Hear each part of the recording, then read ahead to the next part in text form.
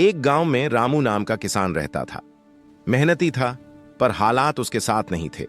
पत्नी और 8 साल की बेटी पिंकी के साथ एक छोटे से घर में रहता था। खेती ही उसकी दुनिया थी, लेकिन इस बार बारिश नहीं हुई थी। फसल सूख गई, जमीन दरारों से भर गई। एक रात रामू और उसकी पत्नी आंगन में बैठे थे। आसमान साफ था, तारे चमक रहे थे, लेकिन रामू के चेहरे पर चिंता थी। वह बोला, इस बार बारिश नहीं हुई, फसल सूख गई, जमीन में दरारें हैं, क्या होगा आगे?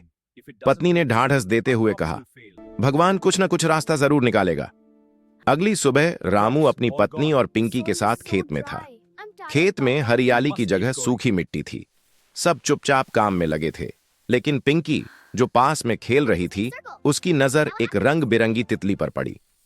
रुको तितली! पिंकी हंसते हुए उसके पीछे दौड़ी।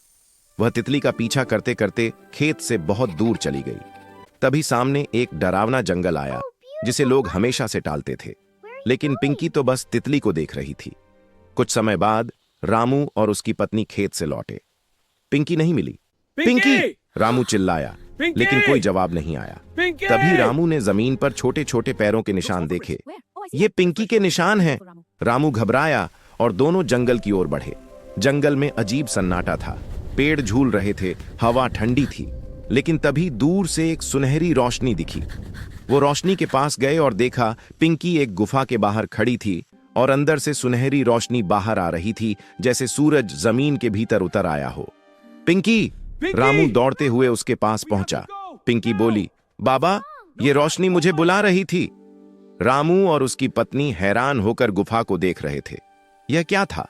किस्मत का इशारा या कुछ और? फिर हवा तेज हुई, पेड़ हिलने लगे और गुफा से रोशनी और तेज हो गई। रामू ने पिंकी का हाथ पकड़ लिया और मन में सोचा, शायद हमारी जिंदगी अब बदलने वाली है। यह सिर्फ एक शुरुआत थी।